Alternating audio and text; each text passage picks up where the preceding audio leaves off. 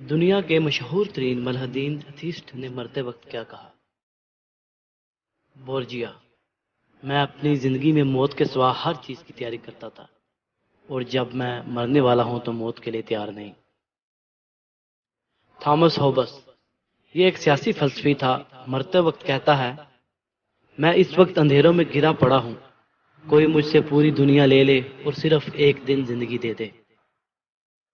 Thomas pain: یہ 18ویں صدی کا ملحد مصنف ہے۔ اس نے مرتے وقت کہا، میں اس وقت ایسے عذاب میں ہوں کہ مجھے اکیلا نہ چھوڑنا، اور بلا شبہ جو میں نے کیا ہے میں اسی عذاب کا مستحق ہوں۔ اگر آج میرے پاس پوری کائنات ہوتی اور اس دنیا کے مثل ایک اور دنیا بھی ہوتی تو میں اس تکلیف کے بدلے دے دیتا۔ آج مجھے اللہ نظر آ رہا ہے جبکہ میں پوری زندگی شیطان کا چیلا بنا رہا۔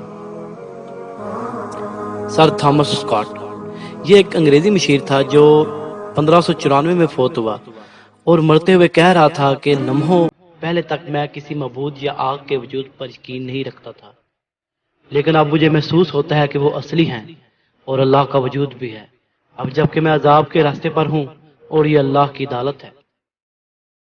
والٹیئر: یہ ایک فرانسیسی فلسفی ملحد تھا۔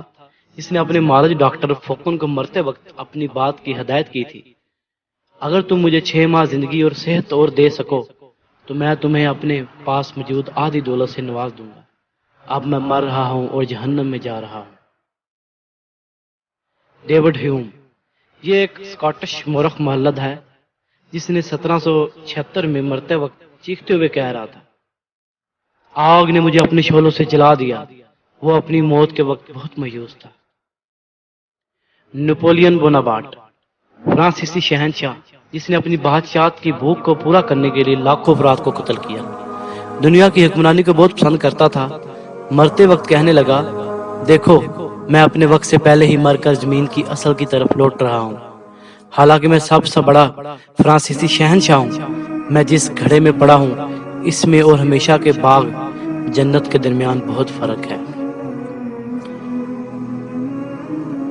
سر فرانسس نیوبرٹ: یہ ایک برطانوی ملحدین کلب کا سربراہ تھا۔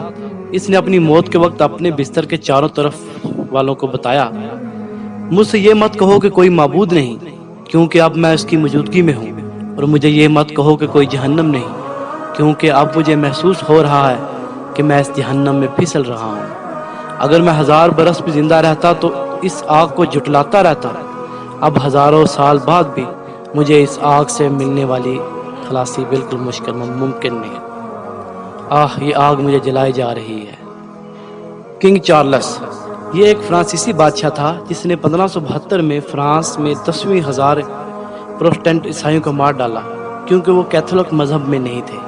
اس نے موت سے پہلے اپنے ڈاکٹر سے کہا، میں دیکھ رہا ہوں کہ جن کو میں نے قتل کیا ہے وہ میرے سامنے سے گزر رہے ہیں اور ان کے زخموں سے خون بہہ رہا ہے اور وہ میری طرف اشارہ کر رہے ہیں، مجھے اپنا ٹھکانہ نظر آ رہا ہے، میں نے ایسے گناہ کیے ہیں جو ہمیشہ مجھے سزا دیتے رہیں گے۔ ڈیوڈ اسٹراس: یہ ایک جرمن قوم پرست ادیب تھا جو 1874 میں فوت ہوا۔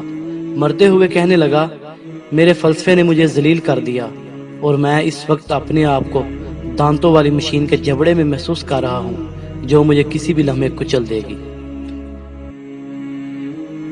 جوزف اسٹالن: امریکی میگزین نیوز ویک کو دیے گئے ایک انٹرویو میں روسی کمیونسٹ جوزف اسٹالن کی بیٹی سوتیلانا اسٹالن نے جب اپنے والد کے انتقال کے وقت کی بات کرتے ہوئے کہا، میرے والد کی موت بہت خوفناک تھی۔ اس نے اپنی موت کے لمحے اچانک آنکھیں کھولی، پاگل اور غسیلی نظروں سے وہاں موجود لوگوں کی طرف دیکھا اور اپنے بائیں ہاتھ سے ہمارے اوپر اشارہ کیا کہ کوئی چیز مجھے آگ میں دھکیل رہی ہے۔ ایسی موت احساس محرومی کی علامت ہے۔ اینتھون لیوی: چرچ آف شیطان کے بانی اور بائبل آف شیطان کے مصنف، جو 1997 میں فوت ہوا، روتے ہوئے کہا، یہ میں نے کیا کیا، میں نے ایک بہت بڑی غلطی کی ہے۔ وہ بار بار اللہ تعالیٰ سے مغفرت اور استغفار کر رہا تھا۔ دوستو، یہ وہ چند مشہور ملحد تھے جو اللہ کے وجود کو ہی نہ مانتے تھے اور مرتے وقت سب سے پہلے اللہ ہی کو پکارا، اے اللہ، پاک ہے تو کس قدر عظمت و بڑائی والا، کیا ہی خوب نقشہ کھینچا ہے قرآن پاک نے، بے شک تو اس دن سے غفلت میں رہا، آج جب ہم نے تجھ سے تیرا پردہ دور کر دیا تو تیری نگاہ آج بڑی تیز ہو گئی۔ عزیزو، یاد رکھیے جو شخص جس چیز پر زندہ رہتا ہے اسے موت بھی اسی پر آئے گی، اور جو شخص جس چیز پر مرتا ہے قیامت والے دن اسے اسی حالت میں اٹھایا جائے گا۔